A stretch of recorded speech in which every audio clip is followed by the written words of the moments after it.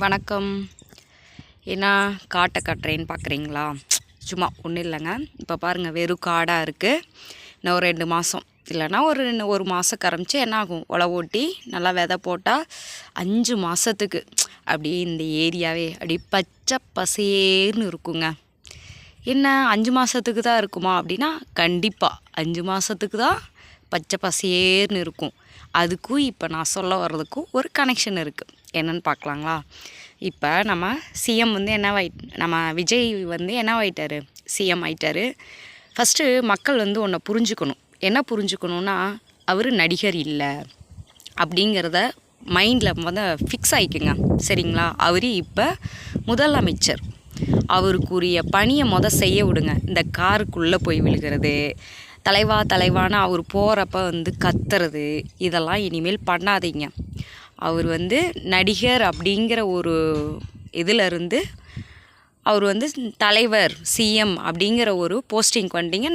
நம்மளும் கொடுத்துட்டோம். அதுக்குரிய மரியாதை, அதுக்குரிய பொறுப்பை வந்து அவரை செய்ய விடணும். அதனால இந்த காருக்கு பின்னாடி போகிறத ஃபஸ்ட்டு நிப்பாட்டிடுங்க. அதுதான் நமக்கு இம்பார்ட்டண்ட். காருக்கு பின்னாடி போகிறதோ கத்துறதோ இதெல்லாம் நம்ம செய்யக்கூடாது. அவங்களுக்கு ஒரு ஃப்ரீடம் கொடுக்கணும். அதுதான் நமக்கு நல்லது. சரிங்களா? இதுதான் ஃபஸ்ட்டு. அடுத்தது பார்த்திங்கன்னா என்னென்னா, அந்த பெட்ரோல் விலைலாம் ஏறிக்கிட்டே போகுது.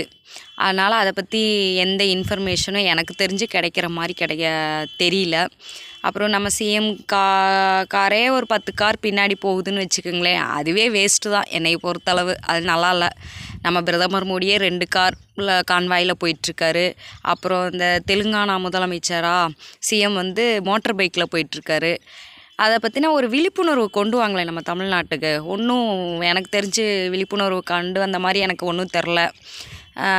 அப்படி ஒரு விழிப்புணர்வுக்கு இது இருந்தால் எனக்கு கமெண்டில் சொல்லுங்கள். இல்லை, நாங்கள் விழிப்புணர்வு தான் பண்ணிகிட்ருக்கோம் அப்படிங்கிறத நீங்கள் வந்து கமெண்டில் சொல்லுங்கள். நல்லா, அது ஒன்று. இன்னொன்று வந்து அம்மா உணவகம் செயல்படுத்தியிருக்கீங்க. ரொம்ப சந்தோஷமாக இருக்குது. அது ரொம்ப நல்லாயிருக்கு. அந்த ஸ்கீம் வந்து வரவேற்கத்தக்கது, நல்லா இருக்குங்க. சரி, இப்போ இதுதான் நான் உங்களுக்கு சொல்லணும்னு நினச்சேன். ஃபஸ்ட்டு இந்த பெட்ரோல் டீசல் விலை இதையெல்லாம் பற்றி மக்கள்கிட்ட கொஞ்சம் விழிப்புணர்வு கொண்டு வாங்க. அதுதான் வந்து ஃபஸ்ட்டு இம்பார்ட்டன்ட். இந்த தங்கத்தையெல்லாம் வாங்க வேணான்னு சொல்கிறாங்க. அதெல்லாம் பற்றி கொஞ்சம் சார், சிஎம் சார், நீங்களாம் பேசுனீங்கன்னா, வெளியில் வந்து பேசுனீங்கன்னா மக்கள் நிறையா கேட்பாங்க. உங்கள் இருக்க ஃபேஸ் வேல்யூக்கு நீங்கள் மக்கள்கிட்ட கொண்டு போய் இது மாதிரி விழிப்புணர்வு நல்ல நல்ல கருத்துக்களை வந்து சொல்லுங்கள். அதான் நீங்கள் சிஎம் ஆயிட்டீங்கல்ல.